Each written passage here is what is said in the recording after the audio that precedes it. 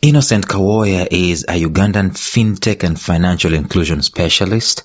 He's a computer programmer, internet entrepreneur, film producer, and entertainment executive. He is playing a major role in the digital evolution in Uganda, the region, and the continent at large, and is a highly visible advocate for and regularly sought after authority on digital innovation and financial inclusion. Hi People is the organization for which he is the co-founder and the CEO. He's a leading voice on African entertainment and popular culture.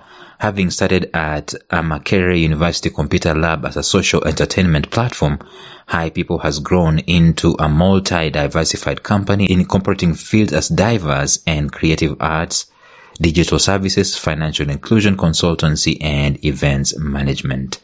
I had a conversation with him on the subject of technology in this month of September. We are talking to technologists and innovators, and I had a conversation with him about this subject. It's quite a bit to learn from his story and from this passion. So I hope that this makes sense to you. Stay tuned and enjoy.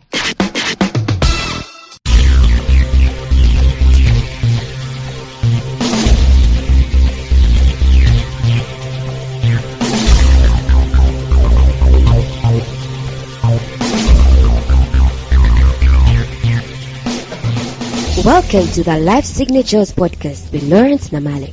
Lawrence is a life coach, author, and keynote speaker who loves to tackle different topics on purpose, productivity, and resilience. His mission in life is to awaken all your boundless possibilities available in you. Life Signatures podcast is dedicated to bring to reality every single person who knows that deep down in their gut, there's got to be more to life than this. And now, here is your host, Lawrence Namale.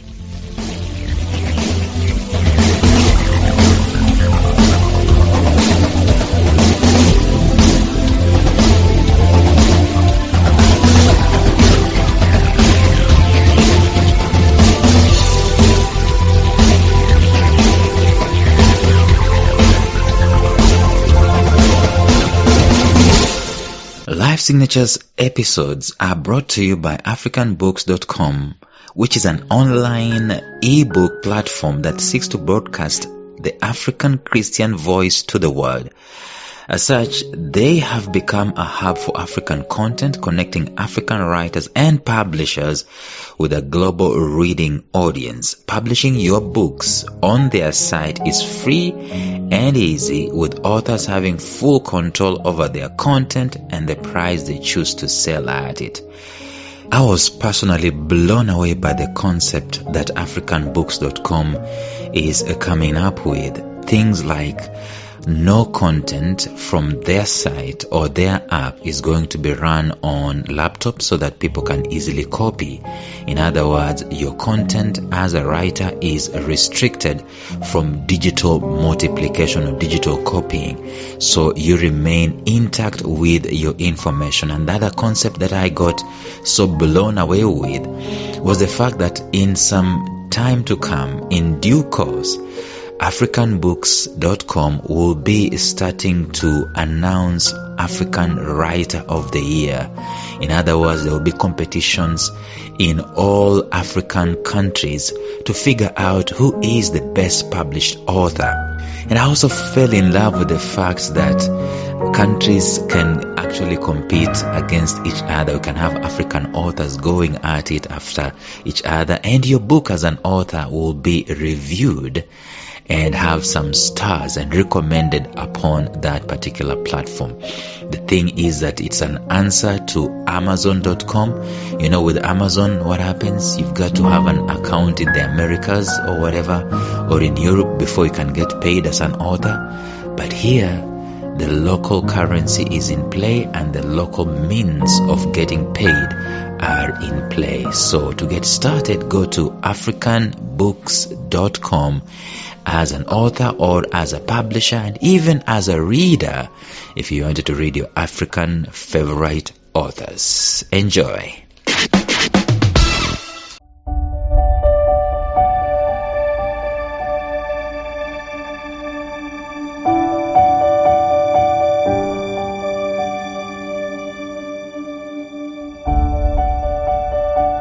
Hello and welcome once again to Life Signatures Podcast. It's a Wednesday, and every Wednesday we bring to you a conversation of between men and women who are passionate about one thing in their lives or another. As you notice that Life Signatures is about purpose, productivity and resilience, and in this month we are focusing on technology and innovation. In Uganda, you cannot mention technology and innovation and you leave out the name of the man that we're having a discussion with here today, Innocent Kawooya. Is that the correct pronunciation? Yeah. And I know I've told you guys already about Innocent and his profile and the things that he's doing in life. And I found him busy. It's 6 o'clock at the time we're recording this, but he's still in office. Man, is this like your typical day?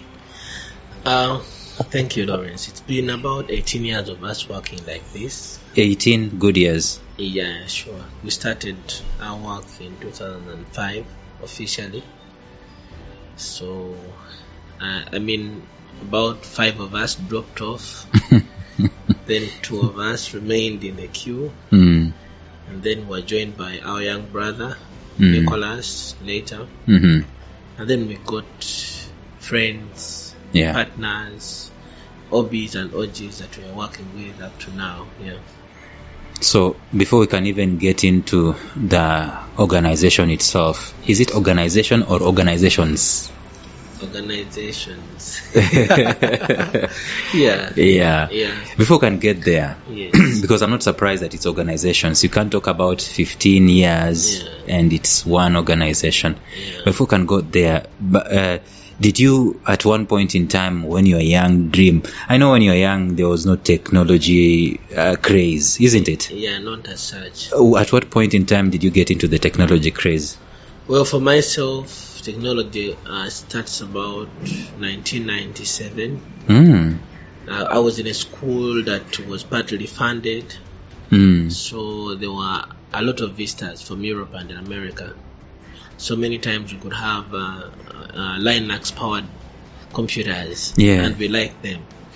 But I personally liked being a pilot.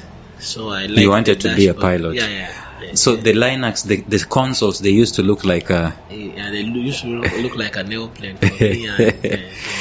Those days where we used to cram commands? Yeah, sure. Did you go through the MS-DOS craze? Definitely. If today we tell the young guys about MS-DOS, do they even know? Well, I think we are going back to the cycle. Yeah, it's coming back. Yeah, it's as we're talking about gaming, as we're talking about artificial intelligence, Internet of Things, big data. We have to go back to some little bits of coding. Of course, it has been simplified. Yeah. If I told you as a programmer today, I want to take you back from day one. Yeah. But as a programmer today, I know that much as many things are being simplified, there is also need for understanding why things are being simplified this much. So when you don't get the logic, you don't get the value of the technology we have. Yeah. So your first interaction was with Linux. Yeah. Right? Back that's high school? No. I was in P3 by that time. Whoa, what school was that? That was Molly and Poe Primary School. Where? Now that branch is specifically called Peter K. Gad or Peter Kato Gad Pile. That was in Masaka. Yeah. So 2 years later, I joined Molan Pochibuye. In Kampala here, Makinde Division. And then there, computers were really common. They were all in the director's office, Uncle Paul's office. So, and if you were smart enough, or if you were believed to be smart, you were given access to go there during lunchtime and over the weekends just to look at them sometimes. And maybe sometimes ask the secretary or the bursar to allow you to use their computer and type whatever you don't know. Just touching, feeling. Yeah, exactly. Yeah. Meanwhile, no one has taught you basically how to use it. Well, the teaching was really minimal. Yeah, we would be told that computers could do anything, including checking a body internally, your organs, and seeing what is not happening. I mean, those computers that we had on the table. So we were made to believe that they were very awesome as tools and devices. So for myself, I fell in love more with them every single day. And after my P7 in 2001, my elder brother was among the first lot of students to do computer science in Makerere University. Now that was a very direct ticket for me, being a part of the conversation. But also earlier, our uncle, Dr. Frederick Wamara, had done library and information science in Makerere, and he had traveled to Europe. And he was doing cybersecurity. Whoa! Actually, he was probably one of the first Africans to have a master's in cybersecurity and to do so. 1997, 98, around there. So we were interested in and were motivated to actually follow those routes and do the things that they were doing.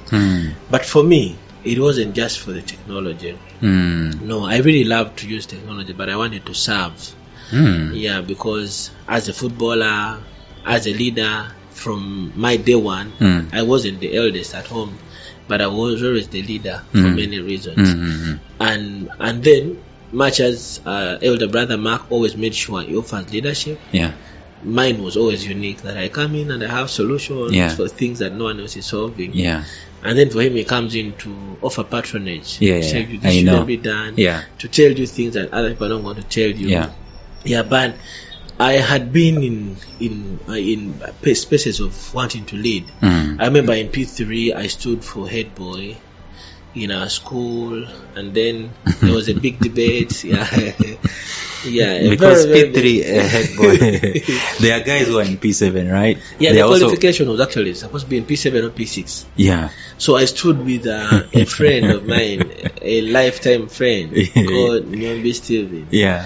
And I remember getting like 37 votes. It was all lining up. And I think Nyombi got like more than 700 votes.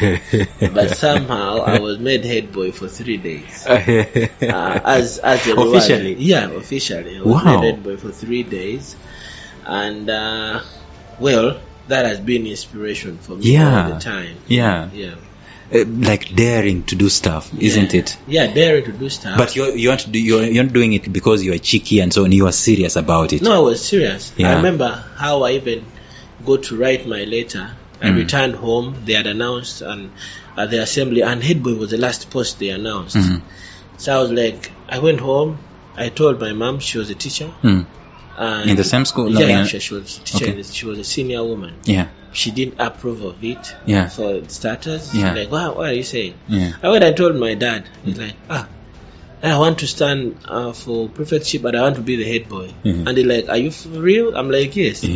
So that gave me money to go buy an envelope. I went and bought one. Then he helped me write a letter, application letter. And in the morning I submitted it. So my mom had to follow suit. As in, I was told, I don't know what exactly happened, but they had a very bad argument in office because teachers didn't want me to contest. Somehow the head teacher then and the other administrators accepted that I should be on the ballot. But I was doing a lot of things around that time. Were you like two guys on the ballot? ballot? Two of us. Yes, two of us, me and Nyombi. If another one, Nabunya, who happened to be my clanmate, if she was a boy, she was supposed to be on the ballot. Because she was probably the most influential student around that time. But I was doing a lot of things in the space. I was being a leader in every kind of way. We were having a small football team in school that we called Boca Juniors. And we used to play football and we had to pay every day. Like two teams, you don't play for free. So we could raise 150 shillings for each match. When you win, you take the 300. And we were literally the leaders of that organization. And then our team never lost any single game until when I left the school. Like you're a good footballer? I'm a good footballer.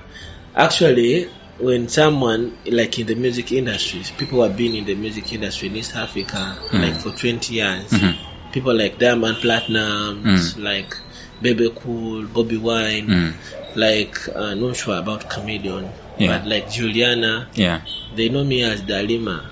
Not as innocent. Why? Because I was a good footballer, so I was nicknamed Dalima Wilton. Yeah, in my high school. Yeah. Okay. Yeah. So you didn't play for the Cranes? I wanted to play for the Cranes. Yeah. Actually, I keep telling my friends that because we have a corrupt system in football. You could have. No, if we have one, because we have one, maybe I could have a chance of playing in the Cranes before I'm 40. So I keep telling them because it is corrupt, maybe I can find my way. Joking, no. But we played a good share of our whatever we could, but we had to divert and run to something that we thought was more meaningful and could serve more people. So serving people is an inherent thing in you. It's just inside there. You can't help it. Well, serving and giving and sharing for me. Helping, solving problems. Yeah, they come automatically. They come automatically to you. Yeah, like I never feel burdened sharing what I have, even when it's the last thing I have. I never feel burdened offering direction to people. Actually, my closest people tell me, sometimes you need to go a little bit slow sharing what you know. But then I keep telling them I learn from people I know so much, and then I cannot use all of it. Including, there's a time when you have an idea, its name and all that. Then you have it for 3 years and you see you're not going to use it in the next 4 years. You're like, give it to you someone. should have it and do this. But in this information age, I'm even more passionate about us sharing information that can better people's lives. We are in scarcity of almost everything. But to start with, opportunities like jobs. So you don't want to be in a situation where you can't serve. Just in 2020, we realized that the gap for employment had widened, that people are becoming more desperate than any other time. So I sat with my team and asked them that what can we do? So one of the things I proposed was, I'm going to offer free consultancy to anyone who wants to understand how they bridge the gap between whichever business they want to run and digitization. And thankfully, we have done more than 940 engagements like that, as in one-on-one. One-on-one with startups. Wow. Actually, the 940 and counting. This is less than 2 years. No, it's 2 years. It's 2 years. But the 940th was yesterday. It's a lady called Winfred. Namodu. Actually, I knew her. We had met in 2014, so we met again, and I'm like, I know this person. So we do this. I've jumped through the things that I know you're gonna have questions. We're gonna go back here. It's okay.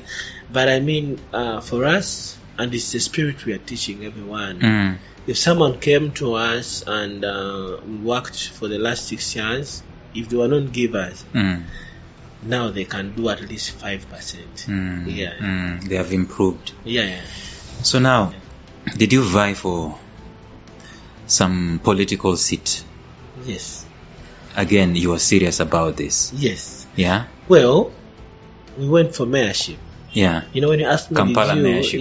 When you asked me it sounds like it was me alone. But it wasn't me. I was just a vision bearer. Okay. But not just in the sense of bearing the vision, but in the appreciation of the value we can offer as a team. But as vying for mayorship, for me, goes back in 2004. Doreen here, my sister, was in school when I announced. I said it on one assembly because I was a head prefect in St. Mark. I said it in school that I would stand for mayorship in 2020. So it was 16 years of planning for us to be there. Is it dead? No, it is not dead. They're messing up with our city.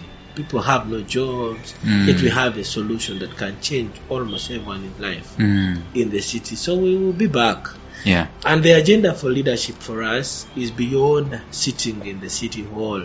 Because I saw your slogan was something to do with about tech. Digitizing Kampala. Digitizing Kampala. Yeah. I'll tell you, if for instance, the leadership in the city authority accepted to consult us, even if it was free of charge, and they implement whatever agenda we had, we would not want to be in that position. Yeah. As long as the people have been served. Yeah. I mean, today I get so angry seeing the city authority carrying kiosks of mobile money and all that. And they are saying that they are trying to build towards a smart city, or what we ideally call a digital city. But then the kiosks you're taking away are the enablers of the smart city. Digitization, yes. Exactly. Yeah. But then you're taking them away. These people pay a trading license. Yeah. They are creating employment opportunities, and then they are saving the banking environment that would otherwise never serve us any day, any time. Yeah. But then you see, when things like that happen, it means there is an information gap. It means that in the leadership, someone really needs to appreciate the approaches that need to be taken towards achieving what they call a smart city. Yeah. Before I can go to how, is it high people or he people? High people. High people. Yes. Okay. Before we can go to high people, yes. How exactly were you going to digitize Kampala? I mean, you had a document. Yes. Normally, when I look at people vying, like now there's a lot of politicking in Kenya. I normally ask, where is this guy's manifesto? As in, has he thought through what he wants to do when he becomes president, when he becomes this? Yes. You had that in mind? Yes, we didn't just have that in mind, but we had tested most of the things we were proposing. Yeah. We first of all, I would say, we believe in the transformative capacity of ICT enabled systems, because we have done this and we have seen change being. So we had an agenda, complete agenda. It's available on my website. It's available for anyone. What's your website again? InnocentKawooya.com. Innocent Kawooya. Kawooya is double O. Double O. Yes. And it's available right there. Anyone can go and read it. It's free information. Whether you're running a campaign, whether you're running a city like Kampala, or Nairobi, Johannesburg, it's applicable. But we were geared toward first solving the most immediate problems. I'll tell you, for instance, many people say, including some of our colleagues, say that the biggest problem in Kampala, especially to do with traffic, is borders. Yeah. But then borders are enablers of fast movement. Exactly. They're enablers convenience, and they are a way to create employment opportunities. That the private sector, through its informal way of operation, has stakeholders more than 500,000 that can afford to buy borders of more than $1,500. That is a very different signal for anyone who would look at it, because the corporate cannot afford that. But then even the public sector cannot, like the public service, cannot be able to offer 200,000 jobs within a span of 5 years to the public. The border space offers that. And these guys, whether they are selling their land, whether they are raising money from loans, there has been success that more than 90% of them who got loans paid them actually. Paid them back. Yeah. Yes. So if they're able to do that, then it means that this is a viable business. It is powering banks. It is powering government. They are paying taxes, because each border probably pays some 1.4 million if it is bought at 5 million. So the 18%, maybe if it's the only tax, maybe some 1.2 million. You can imagine. Whoever knows the figures can multiply and have 500,000 borders times 1.4 million, and see how much they have contributed to the economy. And you're saying you're taking away these people. Yet the solutions would have been otherwise things that we can easily use technology to do. Yeah. We can use geo mapping and location mapping for the borders and the owners. Yeah. We know that this border comes in the city every day. Yeah. And when they come in, they pay maybe 2,000 shillings for city development.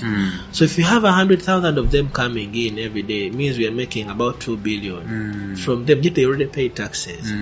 But then they are also controlled differently, that we can tie every single border to driving permits, to a route, and then we make sure those who don't have permits get them maybe in a year by paying in installments because we know them. You streamline so that when that system that you've just talked about has been installed, it becomes like it just flows. Exactly. It's not a problem anymore for someone to get into the system. Exactly. So left as it is, it's chaotic. Now it is very chaotic, and thanks to the few players in private that are doing things like safe border. I mean, if someone was interested in driving what we call a smart city, the city authority would be using the likes of safe border, Uber, and all that to actually aggregate data. To have almost every border on board so that we know them by who they are. They are not doing that the president at some point in time pointed a finger on borders in terms of security. Remember that time? Yes, I remember. So if you do what you are proposing to do, security is sorted. Yes. Isn't it? Yes, it is. There was a point in time when Kampala was up in arms because there was this idea that they're going to do what with our cars. Remember? Yes, I remember. They're going to whatever it is that they're going to do to install stuff in our cars and track us all along. Yes. Is that also something that you were thinking about? Well, there's what we call creation of a digital debt. In ICT and in digitization. And in my opinion, and in opinion of other specialists, they'll tell you having a tracking device on a border in a car and all those other things we use, yet someone has a smartphone, is a wastage of resources.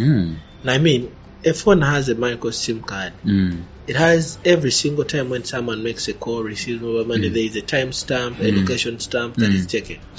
So we know literally by matters of GPS that we know this and this is happening here.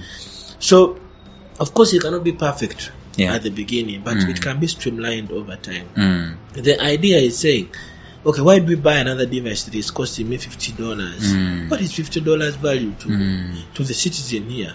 What if I'm supposed to buy my mother sugar for $50 a year and I'm paying it here? I mean, and it's not even taxes. It's just buying technology that I don't need. How about if we tie it to devices and know, okay, this car can be used by this and this person. This one is a primary user. Can we do this and all that? And I mean, I don't know what the logic was behind having the tracking devices in the cars, but I mean, if you're installing over the bottom technology like cameras, then it means a tracking device still is not even making any sense. It has a registration number, it has, I mean, all things around it.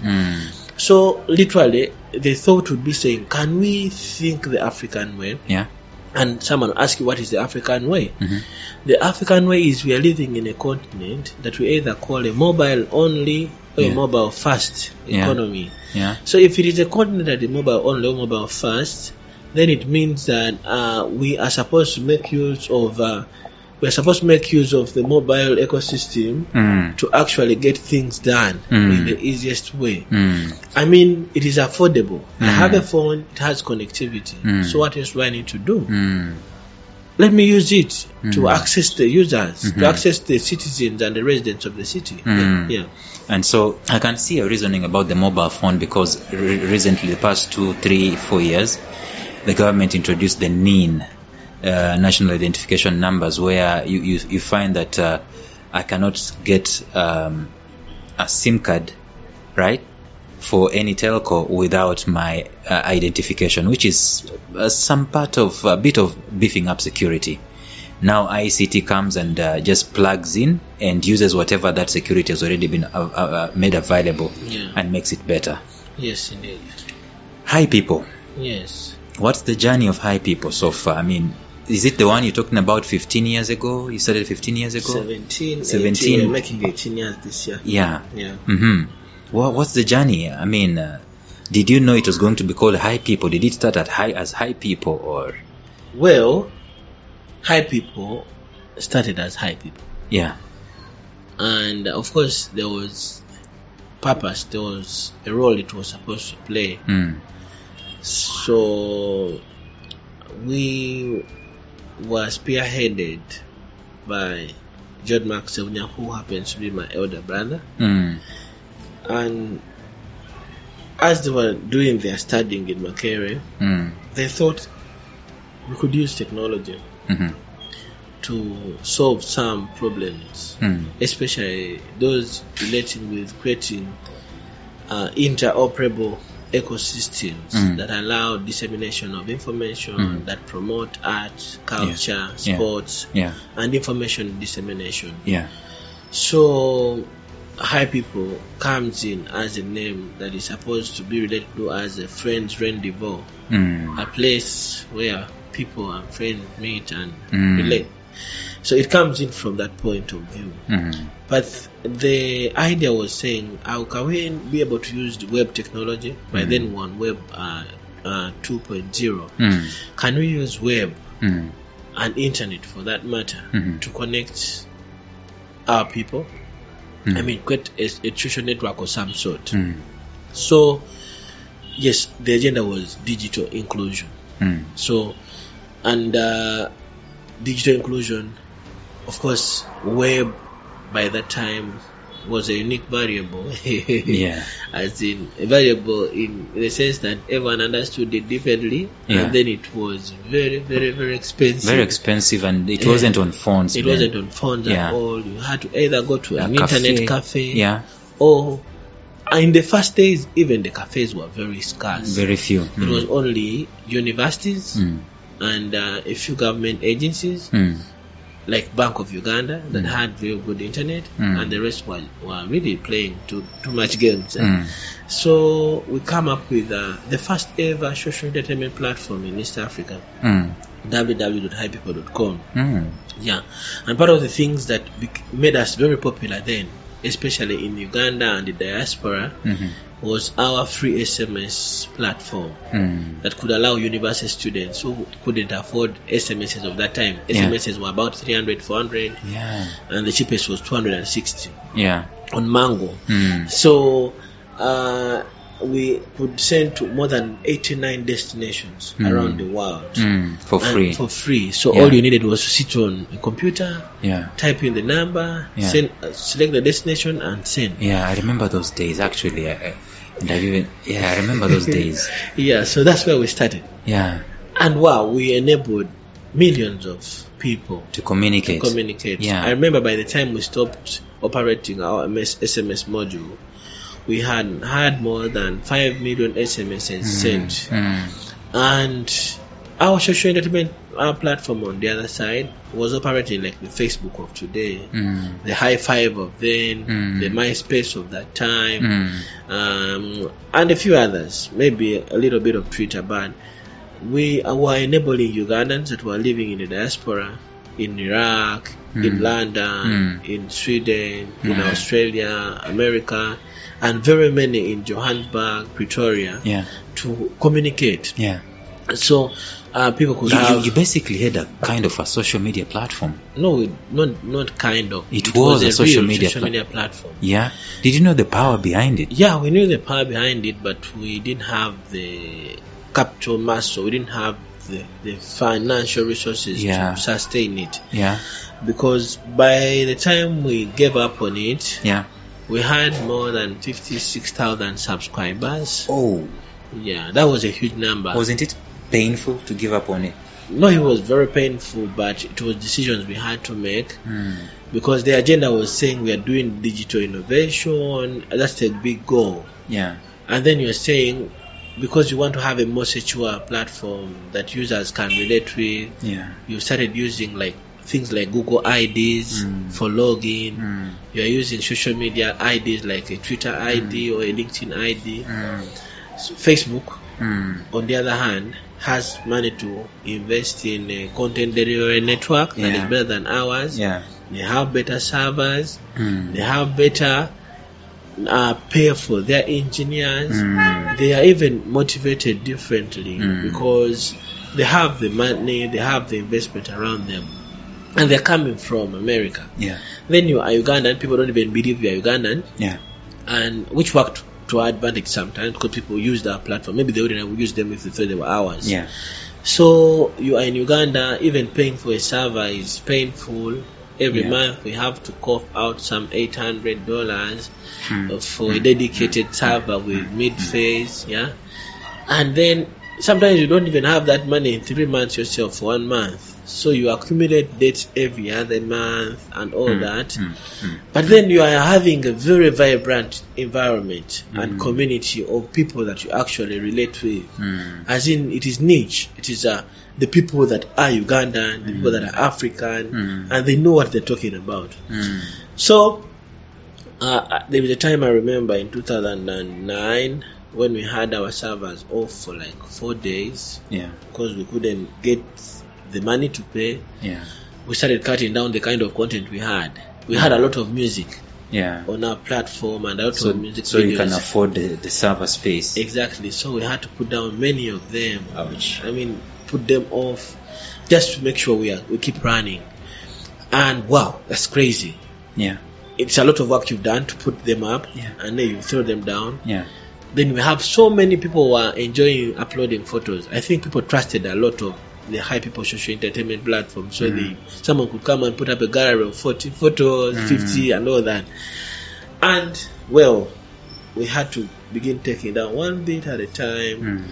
And then we started to concentrate on keeping only the front page, the front end that was more of news, industry news for musicians and the others in the creative arts sector. And so it was through those phases. And actually, today is the first time I'm talking about that specifically. I've never said it anywhere. Yet I have a number of conversations. Because I'm thinking it's powerful. In fact, my next question was gonna be, can it be revived? Yes. Actually, even me, the next thing I wanted to tell you was that I am still thinking, and I've been telling my stakeholders, because we know exactly what was making sense. This was before Facebook. We started in Uganda. We were before Facebook. We started around the same time together, but it was before Facebook was popular in Africa. Anywhere in Africa. Even MySpace wasn't popular. Even MySpace wasn't. It was only in universities and Makerere alone. So you imagine, it is something that we believe because we still have all our scripts, and now there is even easier technology that we can easily use a content management system to recreate our kind of pages, our kind of modules, and then have them functioning differently. Though right now, when we want to do one like that, we would want to focus on a social entertainment platform that it may be focused on building some good cloud for the likes of celebrities. I mean, there are people that have accounts and the subscribers, but then use it to create a monetized approach for those content creators to actually make money. So I wanted to ask that back then, in terms of funding, did you know about access to funding, stuff like that? Yes, we knew about access to funding, and actually one of the ways we used to survive was through a number of competitions that we won. Because every single year we could be a part of innovation challenges for ITU, Orange Africa, Indie Africa, very many of them. The Gates Foundation challenges. I mean, you get a grant of $2,000, $5,000. You pay for your server for 4 months. You pay for your server for 4 months. You pay for your rent at home for some months. And because it was the only way. I personally was teaching in Makerere since when I was 19 years. That's what I wanted to ask. How old were you when you built High People? Well, for me, I joined High People when I was 17. So, and you've never worked elsewhere? Well, the only other job I did, which was really part-time, and for me it was like internship. Yeah. It was teaching in Makerere for about 4 years. Whom were you teaching? What were you teaching them? I was teaching IT, web technology. Practicals? Yeah, practicals. Yeah, sure. Okay. So it was the only other job I remember doing anywhere else. Yeah. You're not like a guy who has been employed, so to speak, all your life. Well, I even hate being employed. Yeah. And I even tell my team they're not employees. Yeah, they are partners.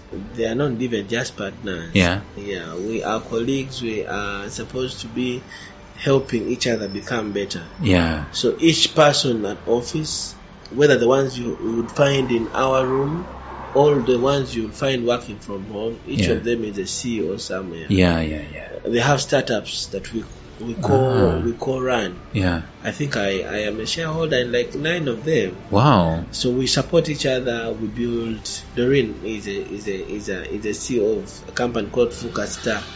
Yeah. And I mean, what does it do? It does stuff to do with fashion, events management. Yeah. When you go to Steve, you'll find him. He has Chase, Liverand. I mean, when you find Emma, he's the CEO of Net Images. Yeah. I mean, every one of them. And I keep encouraging every one of us that if you can start something, if you can use the resources we have here to boost it, then we should. When we have internet, use it to do high people work and do work. Yeah. When we can use our information network to disseminate about you, let's use it. If we can use my call to get someone to help you, let's use it now. So the environment of being together, working together, you're supporting each other. Yes. There's this idea in Africa, people competing against each other, cannibalizing each other, and not telling others, this is where I'm struggling. Think that my idea is going to be stolen. You guys don't have that. You support one another. Well, I wish, at least I'm glad you found us working. Yeah. You can be a witness to a bit of that. Yeah. And I'm also glad you came with someone who is your friend, Shamim. She can tell you about that. That for us, information sharing is supposed to be a given. It's supposed to be taken for granted. If you feel like you don't trust us, then you will not trust anyone. Yeah. Why? Because first of all, we have respect for everyone's creation and innovation. But also we are very honest about things we think will not work. And we keep telling people we might be wrong. But if we think it won't work, we'll tell you, okay, that won't make sense. But then we are trying to make sure we build a bigger community that thinks the same way. So I wish one time you are able to see part of the things we do, like in the Women in FinTech initiative. I was coming to that. Those things. There are very many things you do. Innovation Week, with Women in FinTech, and I want us to talk about that even as we've started winding up this episode. But there's a young man, a young woman who is wanting to learn something from Innocent about technology, about innovation. Probably they want to build a life or a career or whatever it is out of this field. I hear you talking about transformation a lot. Do you consider that paramount for people who are entering technology and innovation? Well, transformation is one thing we believe must happen to anyone that comes into the digital space. Unfortunately, some are negatively transformed. Some we have no control over. But through initiatives like this, when you have like a podcast running, maybe we have a chance to re-communicate to people and reconnect about the essence of us advocating for things like digitization. That if we can only use it for the good, definitely the world would be transformed differently. There is a number of examples that can prove the transformative capacity of digitization. I'll mention mobile money alone and just say, okay, there are more than 280,000 agents officially that are running, because mobile money has been existing for 15 years in Uganda. The banking industry doesn't even employ 40,000 people there you go. after 100 years. Yeah. So isn't that even example enough for people to know them? But of course, you know about the battles that run online, the unprofessionalism, but it starts in media houses. It doesn't start online. When you see the practice of someone malicing another and doing a lot of negativity, it's because maybe if they are called bloggers or they're called influencers, because they have seen it on the TV and they think it is okay. So they carry the same behavior and take it somewhere. So I mean, there's supposed to be policies and regulations to help guide how we use this ecosystem to profitably help us transform into an economy that benefits everyone. But the only way we can do that, we cannot do it as private sector alone. Government has to come in, private sector, donors and all that. Because for instance, if a donor is funding an initiative that is geared towards achieving positivity, and then the initiative advertises on a TV that abuses people, I mean, the donor is failing on their side. Much as they might not have the capacity to control everything, but they should use their money to control some things that tell people, no, we shouldn't be abusing people, we shouldn't be doing this kind of stuff. So, and I mean, with all due respect, there is reason why some people have things they call professional code of conduct. If, for instance, if you're a journalist, you know that there are some basics that you're supposed to follow, for whatever practice you should be having. I mean, even a judge in court, even when they're going to sentence someone to death, they think twice and read through before they even make the judgment. Why? Because there are ethics that they're supposed to follow. So in that regard, transformation, yes, it is a reason why we are very passionate about what we do. But then it has not only come the good way. Some has hurt people. Some has killed people. Though it's not only a Ugandan problem. I'm sure you heard of Nicki Minaj going off Twitter for almost a month. You know, it happens almost every day. Some of the setbacks you've faced on High People, which one stands out? Well, the biggest setback that apart from our own social media platform that there's quite a number of them. Sometimes we've even lost our hard cash because of malice, because of, I mean, but some of the things we just dust yourself and move on. There was a time when we lost almost all our partners because someone alleged and wrote something in a newspaper. But then it was a blessing in disguise, and I thank them for being negative. Someone bad-mouthed you. Someone said we were selling awards, you know, and wow, of course we went to court and won them, and they paid us later. But then the immediate effect of it was that whoever was our partner, our sponsor, they went away. And you know what happened to us? We thought about the reality of our journey, because by then we were about 12 years, and then realized, okay, all the years we've been running, and our main sponsor is one. Guess who that is? Can you guess? God.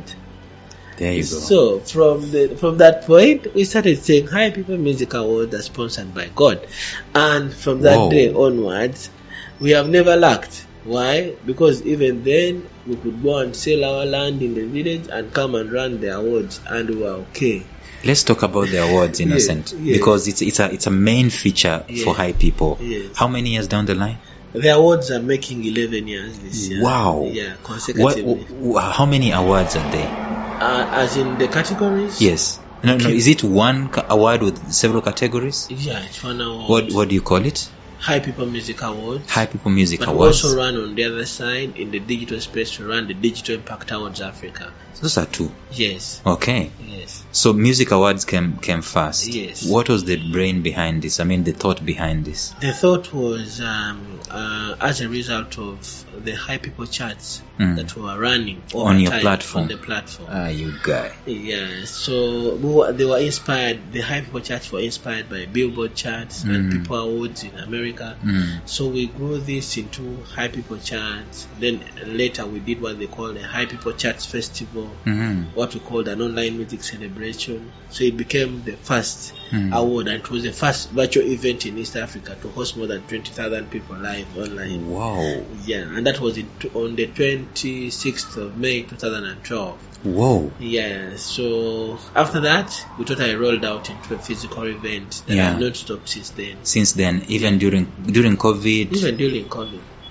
You didn't have physical event during COVID? No, we had one physical event and one virtual event. Yeah. Yes. Wow. Yes. How about the tech, the awards for... The Digital Impact Awards Africa? Yeah. Those ones have never missed a physical event. Yeah. Even in COVID we had. Yeah. So for them, they're making 9 years this year. Yeah. Yes. Wow. So what is the thought behind these digital awards? The Digital Impact Awards are running under theme maximizing the digital dividend. And the agenda is to make sure we support organizations and all users of digitization to make the best use of whatever technology they have. That when you buy a phone that is $200, that is $100, you should make sure it makes you at least some 10 million. Maximize it. Read, learn, share good information, communicate, and all that. So that's the agenda for Digital Impact Awards Africa. How do I get in there? Well, is it for anybody? Well, it's majorly for the organizations that serve the users at the bottom of the pyramid, especially the low-income users. So they are judged by a panel of about 25 individuals that are spread from around the world. Yeah.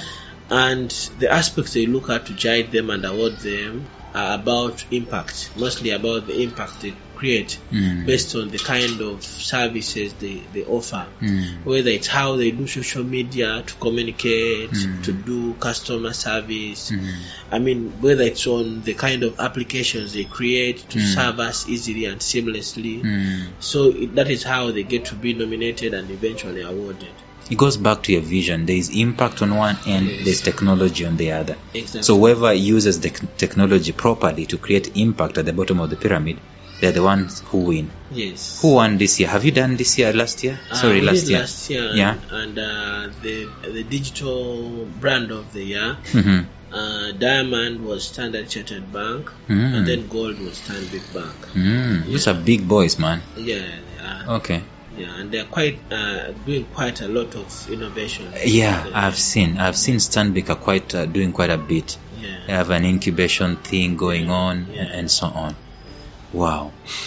So now, the FinTech, is it 40 days? What do you... FinTechs, 40 days for the FinTech. Yes, initiative. What's that? Well, the 40 days for the FinTech initiative. Yeah, how long is it? Has it been running? Season 3 now. Yeah. And it also runs under a program we call High People Included One program. Yeah. That is where also the Digital Impact Awards Africa ran. Okay. And it comes in because High People, on the other hand, is a FinTech. But we come in with a model that we use in music to promote artists and get all of them online. As in, we created a free platform for everyone to come and be a part, showcase, do what they do, show what they do, and then put them to the world.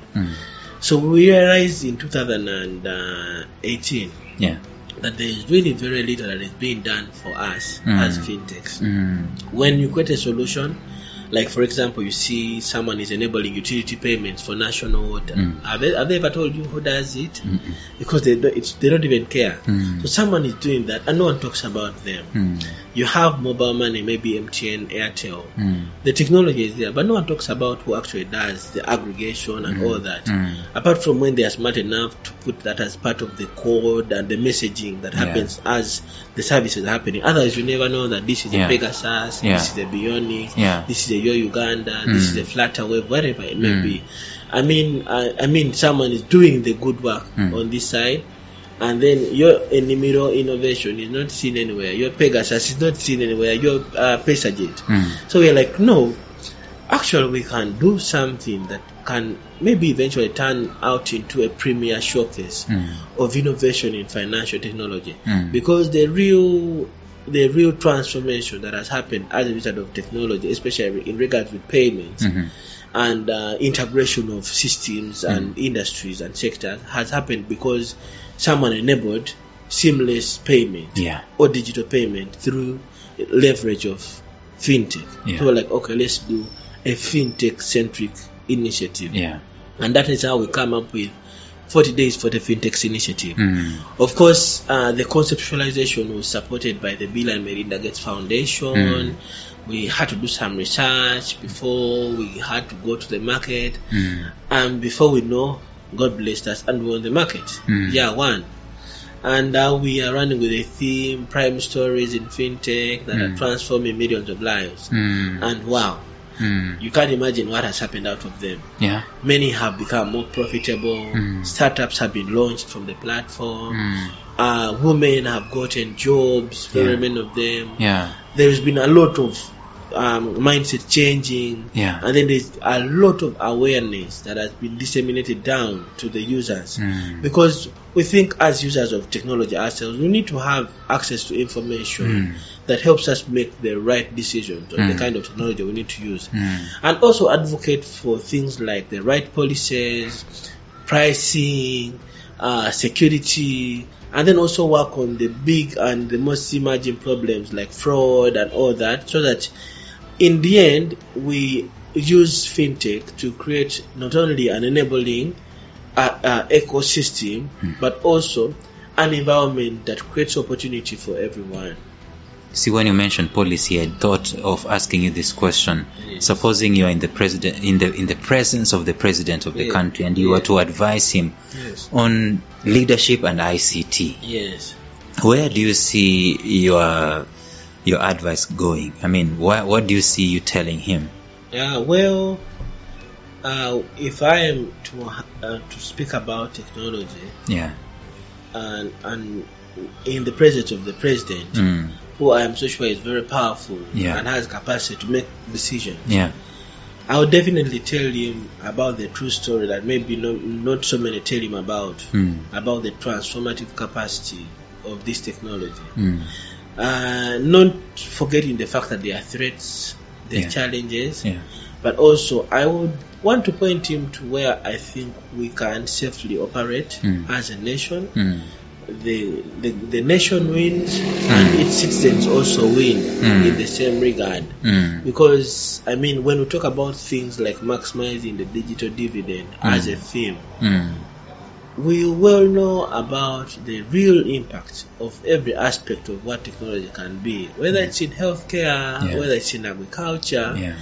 But then most of the deliberations that we think should be made cannot operate without the right policies and regulations in place.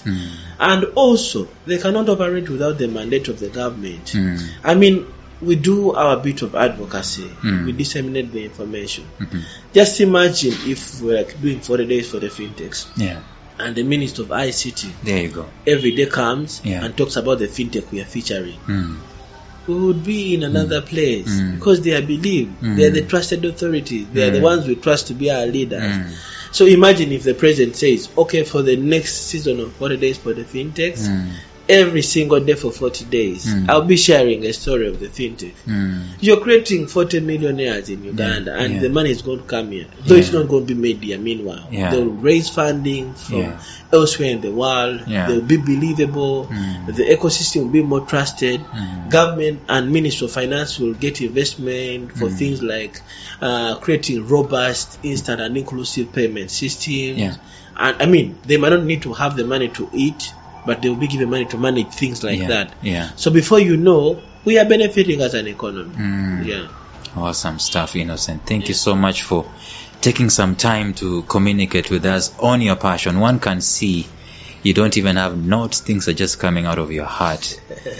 And leadership is another thing that is also just oozing out of you. We will not be surprised. So keep leading. I don't know if you have any word that you can tell a young person who wants to join the IT innovation sector in this country. What advice would you give them? I have a million of words like I can tell the young people, the women, the youth, the parents. As in, I think it applies to almost everyone. And especially to do with the fact that technology lives on earth, on the ground. There's nothing out of the world that technology has done and can do. It is just here to solve problems that you have in your communities.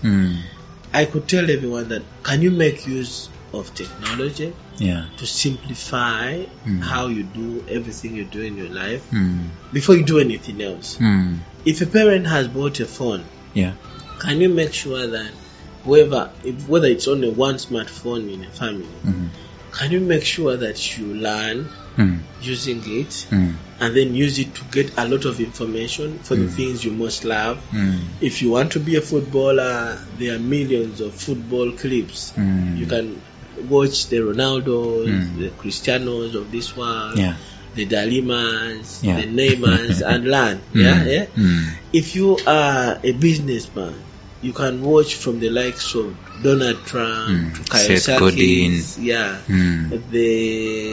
every single businessman, and get to know, okay, what have they even done differently? What are their thoughts? Even if you don't even know a language, today, if I wanted to learn Spanish, I can spend 3 months learning on internet, and the next maybe a quarter of the year, I speak Spanish. Not very fluently, but I really understand. You've already started. So I mean, Lawrence, you tell everyone, like, based on experience like you have, like with this kind of podcast, that wow, we just underestimate the importance of some things. Well, when you told me you wanted to do this, because we hadn't met before, and then you were talking about things that I like, I'm like, okay, we should actually meet. I didn't even tell Doreen about it. I'm like, no, this we shall figure out, because she always wants to control everything. And I'm like, okay, we should do this. Now, when you came here, someone one day should know that you are running a moving radio station. As in, you have everything radio stations don't have today, but they are broadcasting to thousands of people.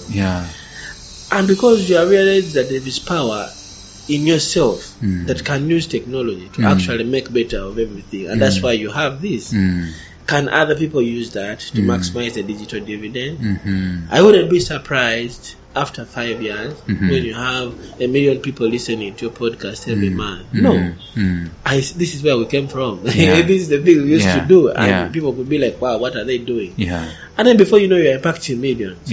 So for everyone, especially the young ones, of course it is very important to study whatever you're studying. But if you ever find yourself in a situation when you cannot even access school fees, at least beg someone who has a smartphone every day to give you 30 minutes of their phone and some little data just to read, maybe on Wikipedia, and read about something. You'll never regret. Yes. Awesome stuff. Thank you so much. Thank you so much too. Innocent. By the way, let me just tell you this. You realize I've been reaching out to very many people to ask them to be on the show and so on. For you, it was straightforward. As in, you did not say, oh, I'm busy. And I know you are busy because I found you guys working. And you also wanted 45 minutes. Actually, you wanted 15 minutes. But we've done an hour. So I'm grateful for you taking some time and sharing with us your passion and your trade and your secrets and your leadership and so on. And I know that the guys who have listened to you are going to prosper by listening to you. I wanted to find out, supposing a guy out there wanted to find out, how can I get in the presence of that innocent guy, because I want to be number 941 that he's going to speak to. How do they get in touch with you? Well, I have a social media bundle of channels. Myself, I have Facebook page, Twitter, LinkedIn, and all that. But they might not be there. And if you can also access a Hi People page, maybe text us, or maybe follow one of our hashtags for today for the fintechs, include everyone, women in fintech. Just tag us and say, okay, Doreen is always available, checking and following everything. Most of the times, actually, the people I meet, I don't know them. She don't know who knows them. Every Tuesday and Thursday, we have these meetings. So the only thing that I do at about 11:40, because we start at midday, I ask her, who do we have? And then she tells you, we have this person. And there's never been a time when we say, no, that one, no. As long as she thinks we should be meeting, we should. So, I would give out my number, but I don't think it would be the most appropriate. Email?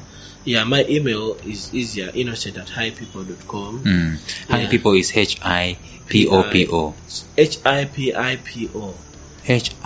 HIPIPO. Yeah. So innocent is INNOCENT at HIPIPO.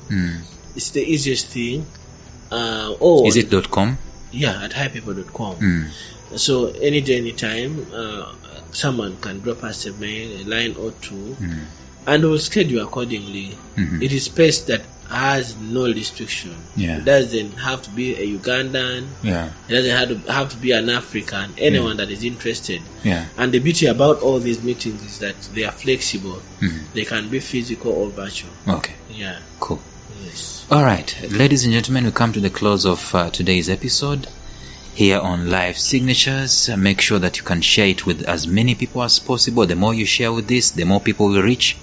The more you subscribe, the more you don't miss any episode. Next week, we're doing the same. It's still in the same sector of technology and innovation. But until then, I wish you all the success that you're willing to work for. Bye-bye and God bless you. Thank you for listening to Live Signatures Radio. If you enjoyed today's show, subscribe to Live Signatures Radio on iTunes, Stitcher, or visit our website at livesignatures.libsyn.com. Live Signatures Radio, fresh, clean, and inspiring.